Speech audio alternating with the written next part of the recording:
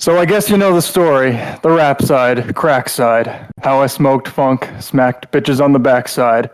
What's up, everybody? It's your homeboy, spnanon, coming to you live for the Strip Poker Night at the Inventory Podcast, episode 63, I think.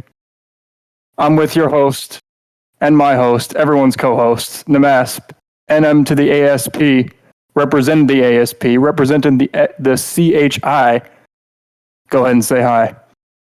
Hey, it's nmasp, and spnanon, if I ever meet you in person, like, you're gonna be the whitest fucking dude imaginable, or like a bald black guy, and either option is really appealing to me. We're inclusive here. Speaking of inclusivity, here is our guest. I'm definitely not the whitest guy on the planet. Yeah. You would be like, I think you're like Greek or something, but here I kind of look like I kind of look and sound a little bit like Critical. Like if Critical just shaved off all the hair from his head. I don't know who that is. You don't know Critical? The guy like the woo. You know, that's what I'm talking about. That's what I've been waiting for. That guy? Yeah. Anyway, this is what I've been waiting for. No, he made the Q-Op video way back. Also on the call with us today is our lovely guest. This is my Sin alias. Why don't you go ahead and give us a little bit of a brief for those who are tuning in for the first time about, what you contributed to the game, what you're currently working on, all that good shit, as they say. Yes, I look like Critical crossed with like if there was like a Serbian terrorist in a movie. I'd be like that guy. Good to know. Anyway, this is my Sin alias, but you can call me Alias. In terms of what I've done for Spinati, I've worked on Lux, Takatoshi, Yuno, Rest in Piss, Barbara, Tomoko, Sly Cooper, and Cagliostro, my beloved. Currently, I'm working on Aloy from Horizon and Steve from Stranger Things, who are both currently on the testing tables. It's a bit slow going, but I'm getting there. And, I've been here once before. Apparently one time wasn't enough, so here I am again. How do you handle rearing all these children? One day at a time. All right. We got a packed cast for us tonight, so the spooky season is no longer upon us, unless, you've got in-laws you're worried about for Thanksgiving. So we're going to go ahead and start with the Halloween lightning round. So compared to some of the content we'll be going over later about the new characters that have met the game, we're going to be just going through the list of different costumes the characters got for the Halloween event, all of which were really cute and very exciting. So we'll just kind of go, less than a minute at a time, just quick thoughts, pass it around, starting with our guest. Then Span will chime in and I'll close us out. Quick thoughts, indeed. There's a lot of thoughts on this list. Yes, indeed. All right, so starting, first costume on the list is a zombie hunter Hutao. Alias, what do you think? Then Span, then me, and then we'll go to the next one. All right, it's cute. I like the change in hairstyle and everything. I guess I feel like these kinds of costumes are a little bit circle jerky. Like I felt the same way about Magma Grunt and Wikibitsan on Halloween. But it's cute. That's all I've got. All right, on April Fools. Okay, Span, what do you think? Aren't you supposed to go second? No, you're gonna go second this time. I'm gonna go last. Well, fuck you then. Deal with it. I'm gonna agree with Alias here. A lot of these are kind of playing, let's say, inside baseball. Okay, I don't know if anyone would really get the joke, but let's break that out. It's also like it's a Halloween costume, so they could literally just dress up as whatever the fuck they want. It really doesn't matter. It's just for fun. I mean, we put as much thought into it as like a gacha game put into all the random shit that they dress their characters up in, really. I mean, that's why it's a lightning round. But yeah, I really liked the Hutao costume. I think it's cute. I think it changed up a lot of things on her and fun to write dialogue with. So as ever, good stuff. So the next on the list is Mari Setogaya with the realer succubus. Alias, what do you think? Again, this one's cute. I thought the cowgirl stuff was a good bit of fan service. I guess that's what the people wanted. I like this one. I don't really have much to say about it, though. I really need to catch up on targeting a lot of these alt skins, and I did Mari's costumes, or at least some of them, and I was struck by the other one she has. I think she has a couple, but it almost just looked like street clothes with a little bit of a punk thing going on. The full-on succubus, definitely not my thing, but it makes sense to give it to her. Yeah, I'm kind of there with you. I like her default outfit. I like the casual outfit as well. This one I was just kind of like, yeah, all right, that's there for the people that want it, but good stuff. Mari's a great character. Next, Rosa, the Time Gate scientist. Rosa gets a shitload of alt costumes, and it's easy to see why. Alias. I like this one. I'm not too big into like Poke Girl stuff, but I know this one was really cute and inventive, and it's just fun. It makes sense because there a lot of her costumes are based off of because she has a lot of different costumes in the game because she's an actress. She does the Poke Star Studios thing, which is like puzzle battles in Black 2 and White 2. I went through all of those movies. I did all the missions and stuff, and the Time Gate scientist ones are pretty weird because she goes into the future and it's like ruled by Pokemon, specifically bug Pokemon. And if you get the bad ending, you become you get like put on a leash and a Ledian rides you around. It's kind of fetishy. Well then, I didn't know about that. It's pretty demeaning to be dominated by a Ledian. Wow. Like I'm pretty sure it's attack status 35. Like I could beat the shit out of it. okay. I really like Rosa, so I like her costumes. I think when you add just a little bit of extra dialogue, it pushes these costumes forward quite a bit. Up next, we have Sweet Dream Sucrose. This one's really cute too. It's in the wrong event, but the event it was made for does not exist, so I can't fault it for that. It's just good. Sucrose is cute, and this is really cute, so it's just double the cute. Dude, I'm so down for a sleepover like pajamas thing going on when it happens. Because I actually have some material to work with. I literally just bought off the internet some fucking trading cards with reference art for Jura's pajamas. I think Horse Killer is really pushing for this event, and I'm excited for it as well. I kind of wrote this skin from the perspective for Halloween of I just need the excuse to do this. Also, it's just Sucrose doesn't understand Halloween, but she's just the kind of cute mom who's in her PJs handing out candy, being yeah, whatever. And I think it's adorable to frame her that way. Cagliostro, Water Alchemist. I wish I had a little more time to give it more detail, but it was fun to make, and I think people think it's cute. There's not really much canon around this costume, so I was just it's Halloween, trick or treat, yada yada. But I don't know. I hope the CAG heads out there like it.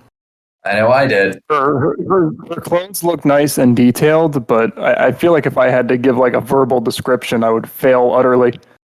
I mean, the hood makes no goddamn sense, dude. If you look in the canon art, I have no idea how it worked, so I just kind of threw something together. I couldn't tell you. I don't know much about clothes. I don't know what kind of era this is or what the terms for anything are. I would have a very difficult time, but it does look nice. I'm a huge fan of Cagliostro in general. I'm a huge fan of Halloween. This just 10 out of 10, slam dunk, A+. Give more dialogue, write more Cagliostro lines. Y'shtola, Forgiven Scion. Oh, I hate all this her costumes are named Scion something. What is she a Scion of? She's a member of the Scions of the Seventh Dawn, which is basically a group of really close buds who go around solving all the world's problems. And this one, I hate this one. It's really good. It's really well made, but it's okay. So basically, this costume is based on the main bad guys in the Shadowbringers expansion, who are these super fucked up light monsters, and it's bad. It gives me bad memories, but it's really well made. I just hate Just Kidding for making it. That's about my feelings too. Apparently, she's awakened to some kind of inner power. And she can see for real, or she sees better than she ever has before. I guess that's just a take on the whatever kind of powers those guys have.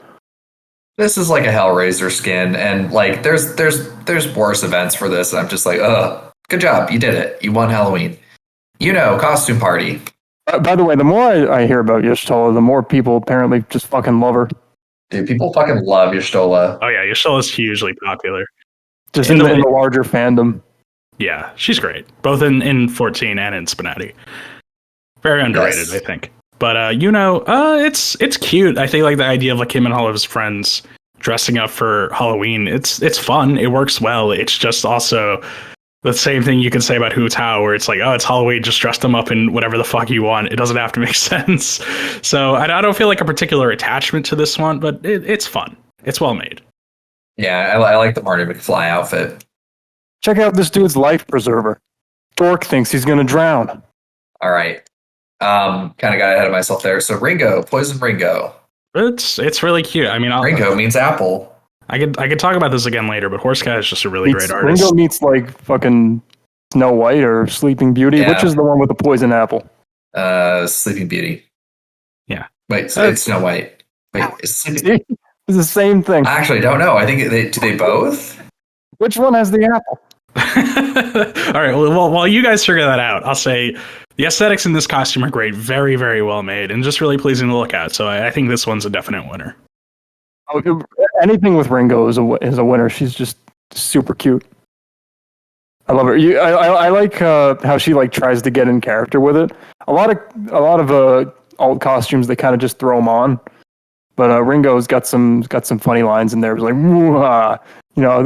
it will be your ultimate doom, even though she's clearly just joking around. I think like stuff like that is like great. I think that's why I really like Senko's costume for Halloween. But also there's, I don't know if I mentioned this last time, but Adrian and Ringo have like a little bit more of an interaction than they used to. If people want to go check that out, I really liked the costume. I think it's really cute, and honest Sly Cooper in the Italian job. Yeah, well, this is probably the dumbest thing I've ever made for this game. You're not going to understand this unless you've played Sly 3. I know, but no, not even a little bit. But the whole joke is that it's a disguise he wore when he was trying to infiltrate the Italian mafia, and like the whole joke in that game is that he has this like atrocious Italian accent. It didn't really come through because I didn't write nearly as much dialogue as I wanted to, but it's stupid. I had fun with it. I hope some other people who have played that game appreciated it a little. I read those lines, the lines that you wrote for them, where he just kind of adds the little like ever so often, like it's the time to get started, and I literally thought it was like a typo. At first, I was like, "What the fuck is going on?" I like this. It's true to the medium. Like, it's me, Sly Cooper. I really like it. I mean, I don't understand it, but like that context makes it way fucking funnier that it's like a bad accent written, not. Perfectly, which is good. Turandot. It's good. It's a good outfit. I like the aesthetic. I don't have much to say about it. I don't think it's that different from her like default, but I think people who like Turandot and people who play a lot with her will really appreciate this one. It's like an Elvira skin. I'm 100% there for it. Super good. It's good. Call her Princess Midas, because everything Turandot touches turns to gold. This shit is A+. I agree that didn't really change her temperament at all. It didn't really need to exist, but she's hot either way. Mm-hmm. Works great. So anyway, okay. Next is Aqua Grunt Gengar Gal. This feels like another like sleepover skin that has been erroneously inserted into Halloween. I feel like the sleepover skins have become the Halloween skins. Yeah, but I mean it's good. I mean it's a lot like the shark costume Magma Grunt has, which is obviously intentional. But I guess that it does feel a little weird that like the typing. I don't know, but it's cute. It's really cute, and I think it kind of creates this like Gap Moe thing where it's like you have Aqua Grunt who's like confident and kind of dominant, and then she's wearing this like dumb Pokemon hoodie. It's fun. I like this one. No, Salt Mine, if you're listening, if you could just make like a some kind of sleepover epilogue, the Haunt sleepover. They're on a dare. They have to sleep over at Mount Pyre around all the graves. Not generally a Pokemon fan, so I don't think I like Gengar though, so I think Gengar's cool. It works for me. That's my idea. By the way, she's cute.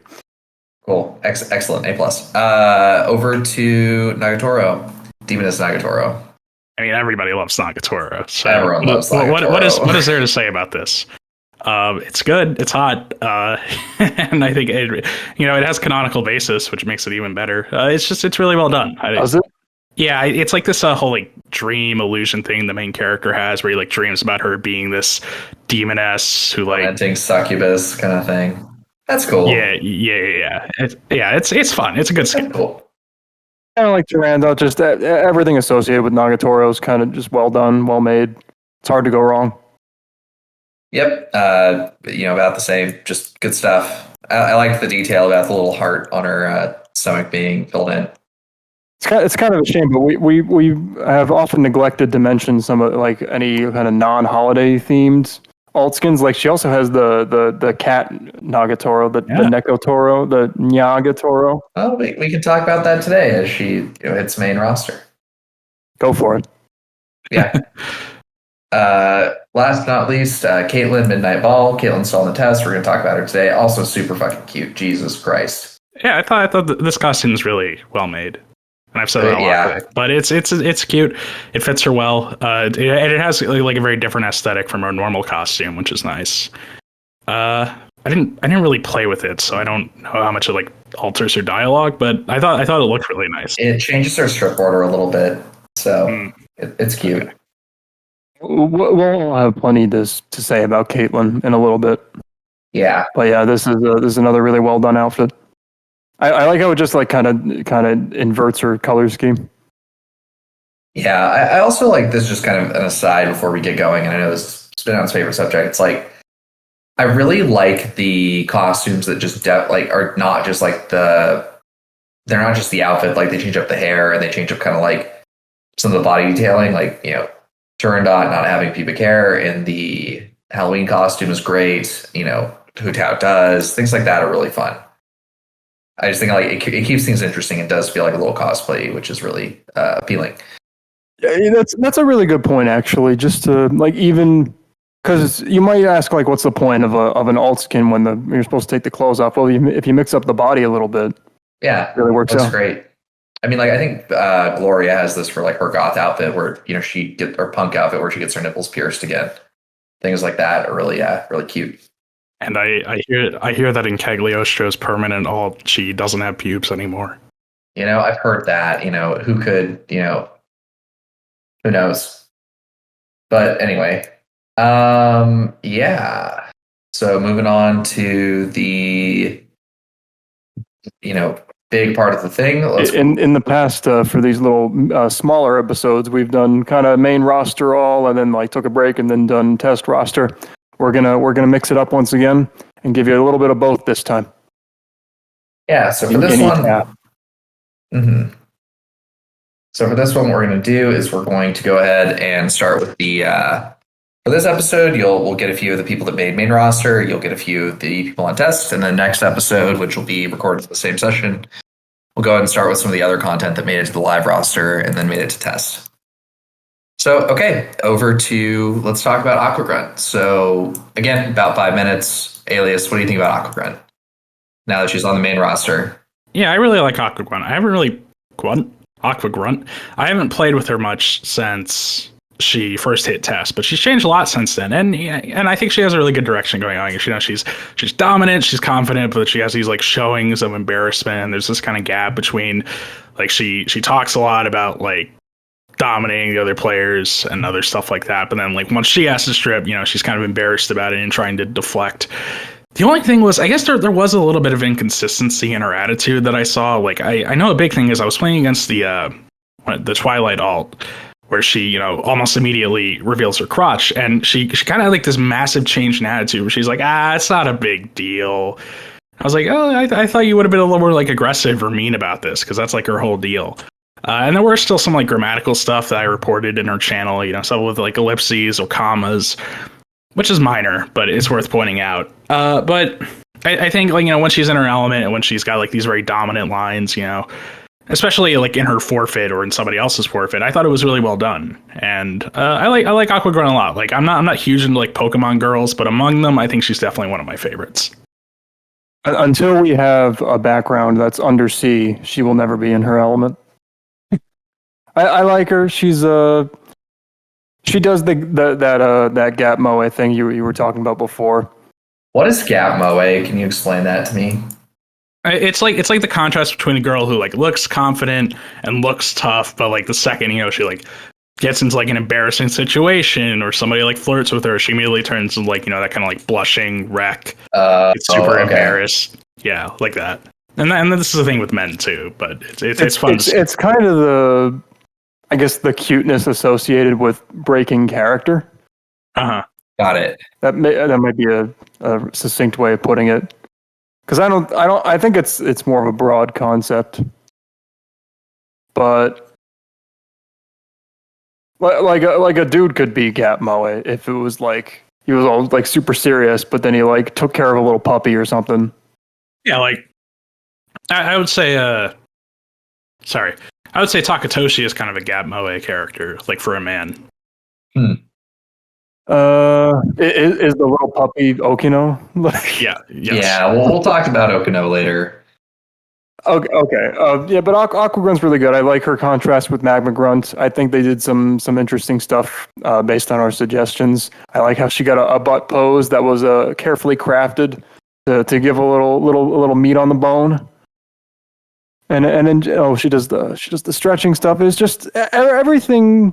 She's kind of got everything. She does everything that she needed to do. Really, I think when she first came on testing, it was like, this joke might be a little overplayed, but I think she kind of grew into her own. Yeah, I'll agree with that. I think she's a really interesting character, and she does stand out on her own. I like her in the context of Magma Grunt, but I think like the thing that I like about this character is it really pushes this direction of the NPCs are almost more interesting than like the player characters because like they're both blank slates, but they have something you can kind of go with, I guess. I don't know if that makes any sense, but it feels like it's like easier to like fill in the gaps here than it would be with like a canon character in some ways. Because like you can have like your Aqua Grunt or whatever Grunt be, effectively whatever you want them to be, which is really cool. I thought you were talking about being more interesting than the Spinati player character, which is also true. Well, I mean, yeah, but the bar is so low. Anything else on Aqua Grunt? Yeah, I really like her, and I'm glad she made main roster, and I'm glad Saltmine's now working on Sweetheart, who I'm probably going to play with 30 times. I don't know who that is, so we're going to find out. Okay. So that's our kind of brief thoughts on Aqua Grunt. Welcome to the main roster. Over to our good friend from Cooking Companions, a completely innocent and not at all fucked up genre thing, Analtoly. All right, so I played with Analtoly a few times when he was on testing. I sponsored him, and he's on main roster, and I'll say I still really, really like him. I like Analtoly a lot, and I think he's a ton of fun. He kind of puts up this air of like confidence, but he's stupid. He knows he's stupid. He's trying to convince other people he's not. He's got his squirrel with him, which is a fun little gimmick, and then she goes away before like the weird stuff starts happening. And yeah. That was a smart decision, and I really have to give special attention to his forfeit. We say this a lot. Good masturbation and climax scene. Like I think among the male roster, Analtoly easily has one of the best forfeits, and a big part of that is that Callie, who resident man enjoyer. Callie's just horny as fuck for it. Yeah, like Callie really knows what's attractive about men, both when looking at them and when one is talking at you, and it paid off really well. I think like it worked really well in Ignatz, but it's really shining through even more on Analtoly. He's a really, really, really solid character. He's very cute, great art. I like Analtoly a lot. I'd say he's probably my favorite man in the game right now. Wow. Speaking of Pokemon NPCs, if you've ever played one with the super nerd character, that's just Callie bait in a nutshell. Weevil Underwood. If you made a bingo card of character traits that Callie's men share, the entire all the spaces would be filled out. I think that bingo card exists. Yeah. There wouldn't be a space blank. They all overlap. They're all the same guy, basically. Just nerdy, glasses, kind of short and sheepish and squeamish. I don't think some of the other ones were cannibalized, but they were still brutalized or mutilated in some way. Maybe if the super nerd ever got like chopped up by a scyther or digested by a muck, then Callie would be all over that. Well, I think Callie. I'm really interested to see how Analtoly and Dwight kind of shape out. I think they do have different voices so far. Dwight just hit testing, I think, last night. But I think Analtoly is really interesting. I think Dwight is kind of very much Callie bait as well. It'll be interesting to see how the two connect. Yeah, that's not to call it bad. Like it's an appealing archetype. No.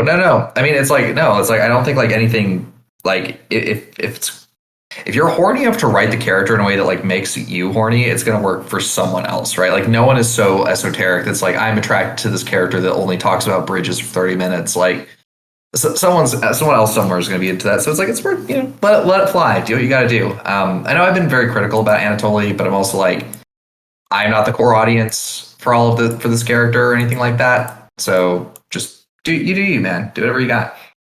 Yeah. Apparently, the reason like Pasca the squirrel like fucks off and doesn't come back is like Callie wanted to preserve its innocence. Yeah. I mean, it's like that's the thing with like. Pretty funny. I mean, like that's why like you have like Tiki and Plag leave like before like the characters start like jerking off, because it's like it's just weird, like So it's like I think like having companion characters leave is go faster, Marinette. The city of Paris depends on it. Paris depends on you having an orgasm right now. It's just like, I'm sorry, no. Anyway, all right. So on to Arueshale, who has hit the main roster. I think it's Arueshale. Arueshale? I always said Arueshale, and I'm not stopping now. Arueshale probably makes more sense. Aruga.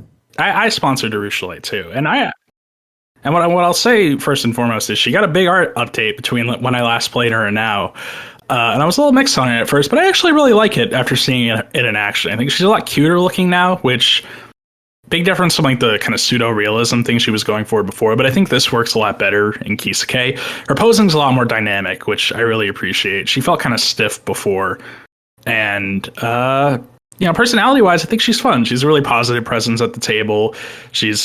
Well, I didn't really get too much of the succubus thing off of her, but I guess that makes sense because she's like in recovery. Try to not be a succubus. Yeah, but and she has some like fun background details to fill in the blanks. Like I like when she talked about like, oh, I don't really see guns. They're really only in this one nation. Like that's a nice little bit of like I don't need to know everything about where you come from, but it could be nice to have like some fun facts every now and then. I don't really have a lot negative to say about her. I just think she's fun. She's cute. I think if this is going to be like the last new character Cool Cat works on, then it's a good one to go out on. Has he stated that's what his plan is? Yeah, I think this is the last one, but he'll keep working on them. He just doesn't want to make anybody new. I was a little rude when this art update dropped because I unfortunately have to disagree. I have to play the bad cop here. I kind of get what they were going for because like the original had some problems, but I don't think this is really enough of an improvement. I think it did improve some things like the hairline, for example, is much more consistent, but the face, I think I said like it looked a little like she had fetal alcohol syndrome. Jesus Christ. It's kind of true though, isn't it? Like I don't agree with that. I like the face. I think it's cute. It's cute, but I don't know. It's cute in a bit of like a pug is cute kind of way. Jesus. I mean, I kind of think that it's like, I don't know, like I like the update. I think the one thing I will say is like Cool Cat, like make sure you're assigning the poses right for the forfeit phase. There's like custom and non-custom versions, so go in and fix that. But like I like the change. I think like not all characters need to. It's a hard art style to emulate, and I think the way that Phonebox and Cool Cat went about it is really strong. I think her outfit's really detailed without coming across as like Photoshoppy, which is nice. I really like the update. I think Arueshale is a really great character. I look forward to like seeing more from her, and I just do hope that she takes a proactive interest with things happening around her at the table and not just responding to lines. I know. This was a hard job, and I know Phonebox has other things going on that he wants to focus on, but something just didn't translate for me. Like it's fair. The nose is kind of flat, the lips are thin, the eyes are kind of wide set maybe. The chin is really like rounded. Something just didn't work. Her face just feels really like flat. It feels really simple compared to everything else. All right. So she has hit the roster now for the characters that have just hit testing. So first of the new testing table characters at the time of this recording is Caitlin from Pokemon. Okay, I have to say again, I am not like a big Poke Girl guy. I do not really get the appeal of Pokemon characters, but I went into Caitlin with an open mind, and I actually liked her a lot more than I thought I would. So the impression I kind of got from Caitlin, not knowing anything about her, is that she's kind of proper, she's kind of formal, but she's also a little bit airheaded. And she had this line I really like where she was like, "You can't beat me. I got 9 hours of sleep last night." And I was like, "Damn, she's just like me." She's a funny character and really fantastic art. I mean, translating a character like this into Kisake must have been hell in a handbasket. I can never even imagine doing something like this. And her posing's cute. I don't think airheaded is the right word. I think it's more like, I don't know, maybe like innocent, or like maybe a little she's like a daydreamer. Her head's in the clouds. Something like that. Like she's I don't know what the word I'm looking for is, but she's about the art.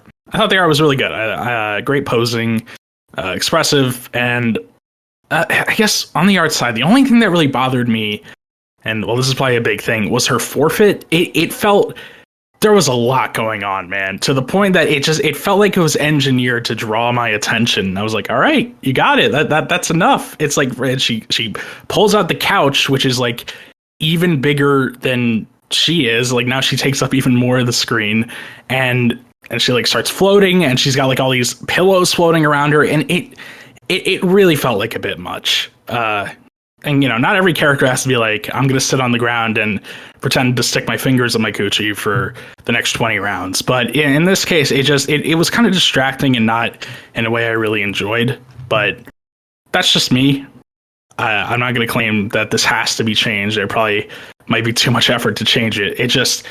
It stood out to me because, well, it's supposed to stand out. It just felt like a little much. But otherwise, I thought she was really nice. You know, good presence at the table. Maybe I didn't get as much out of her as I maybe would have liked. I got that she's a Pokemon trainer. She has like these psychic powers, and I got a lot of her personality, but a lot of the background details weren't really filled in for me. So I didn't really come out with as much as I maybe would have wanted. But that's really it. I like Caitlin. I like her more than I think I like a lot of other Pokemon girls. Blue Jay and If I May did a great job. There was just a couple of things that stood out to me. That's all I got. You just know all that hair would be fucking nasty in real life. Dude, I'm thinking about how like clogged my shower would get, but you know, it's super cool. Spano, what do you think?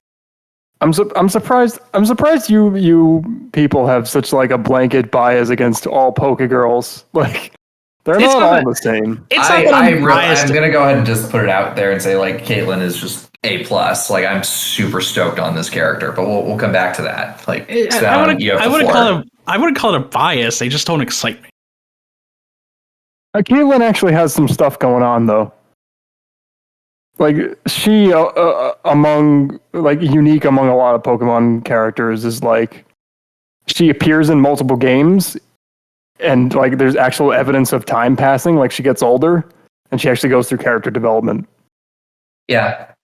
Like, I if I may, had to like consult me personally, because I was like the one person on the server that had actually like fucking played through the Battle Frontier in Gen 4, where she shows up because she's like a preteen.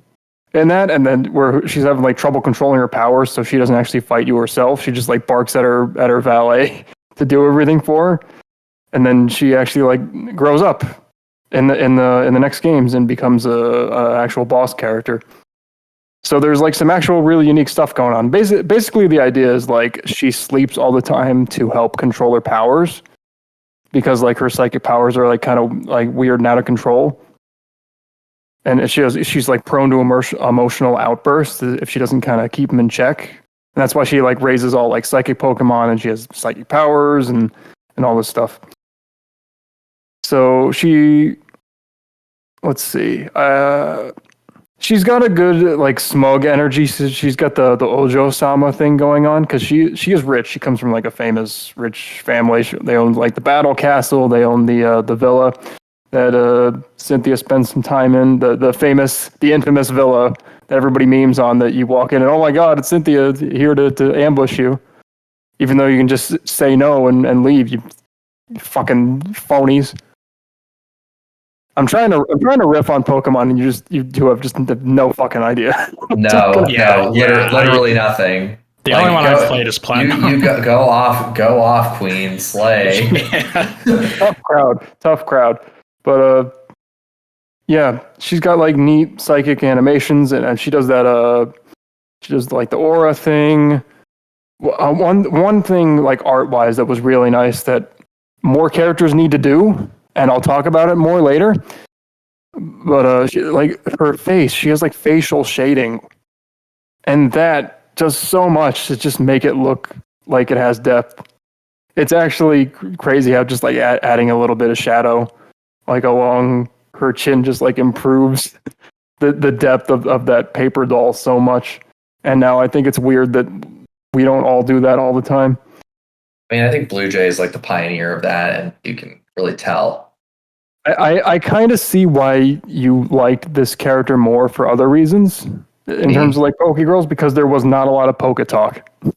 That's She's true. not talking about Pokemon very much at all. She doesn't, and I think it's also just like I love the personality of this character. Like, okay, if my like archetype of shit that I'm into is like cute, fucking weirdos, like she's great. She's just got like she just checks the boxes. Like, I love the art.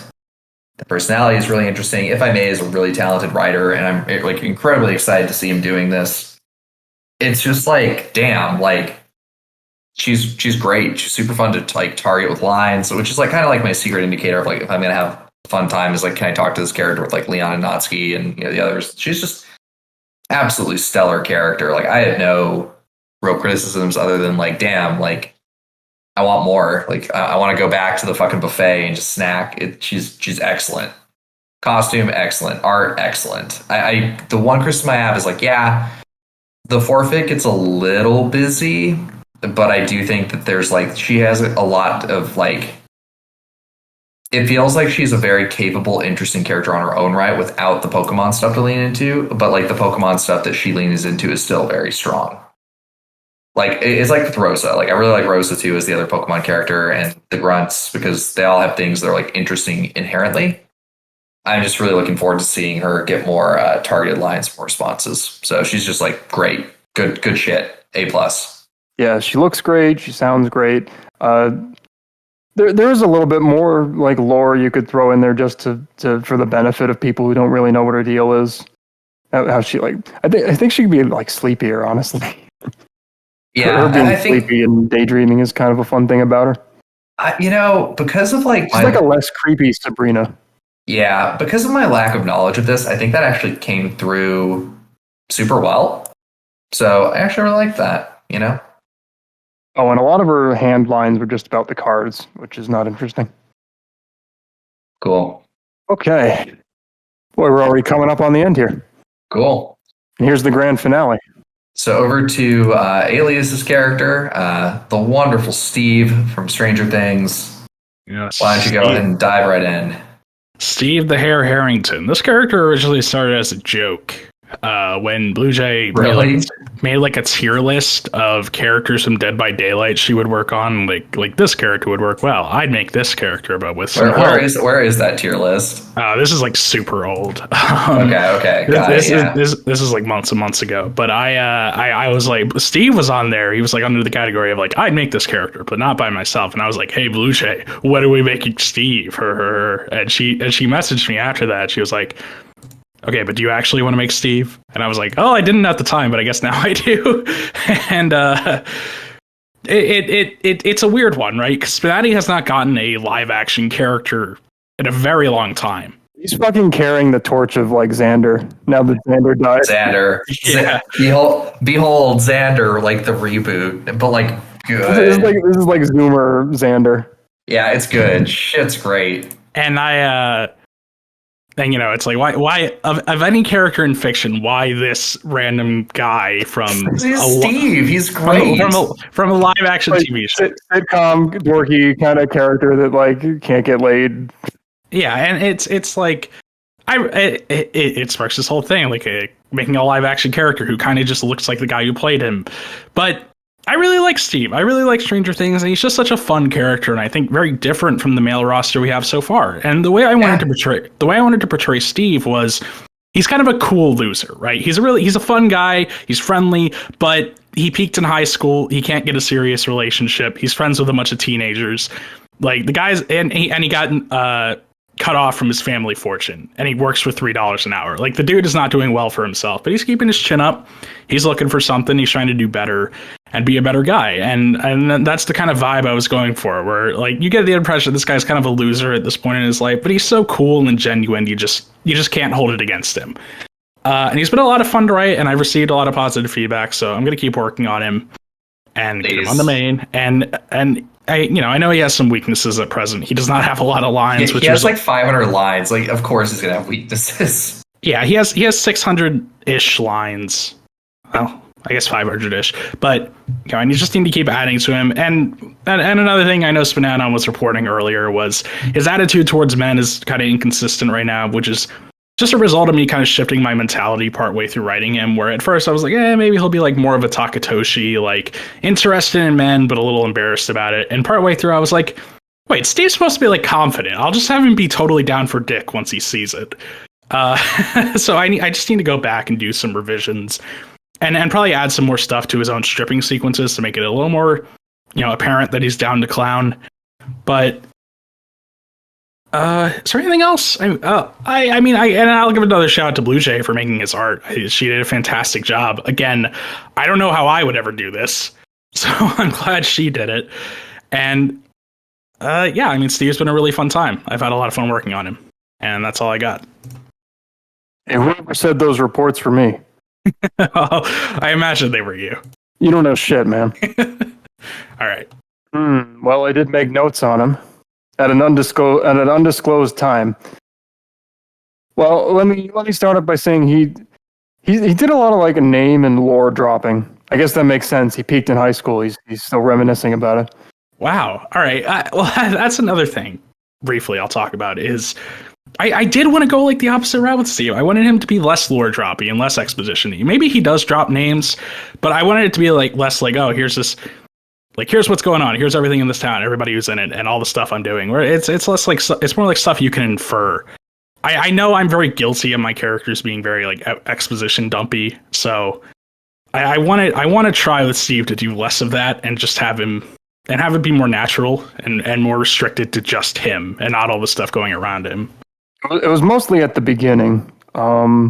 It was especially notable. There were like some pile up lines. There were like multiple names dropped per line. It's like, I can't keep track of this. Yeah. Okay. So what you were saying before, you're well aware of, like, he needs smoothing over with some of the mood swings he has. Just because of like how few lines he has at the moment.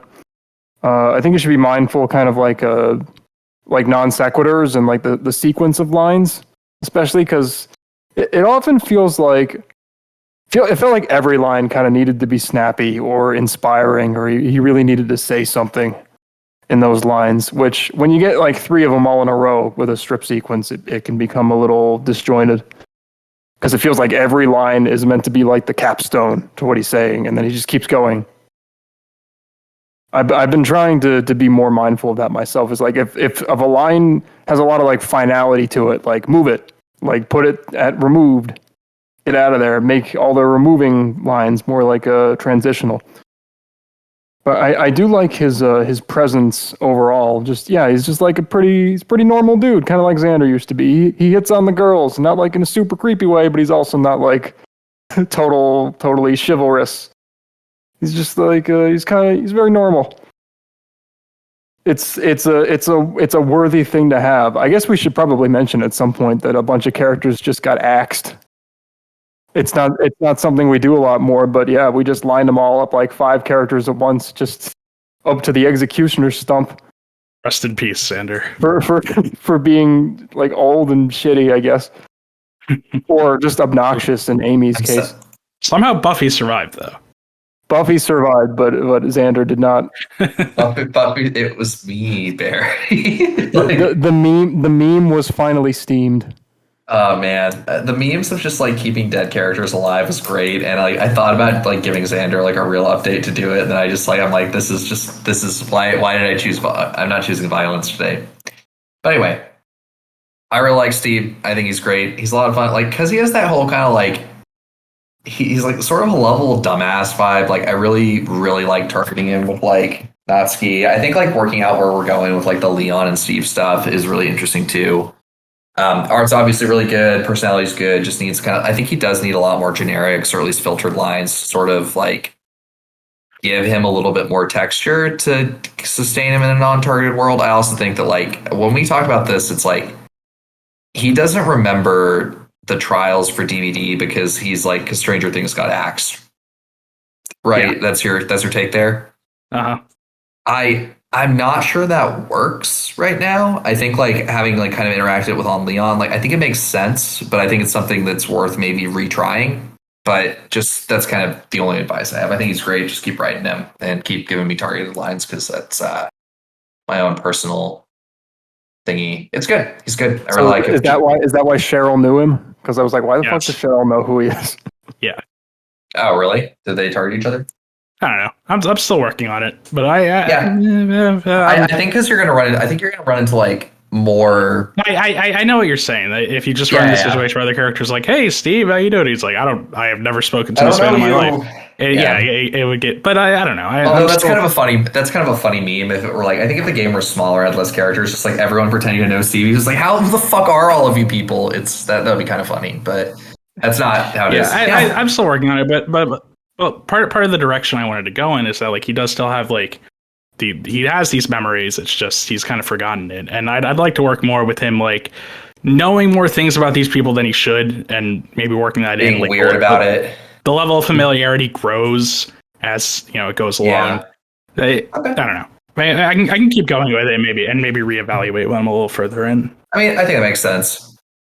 I think he's a good start. Like I'd say, just keep going. Keep swinging for it. It's like I said, it's a good start.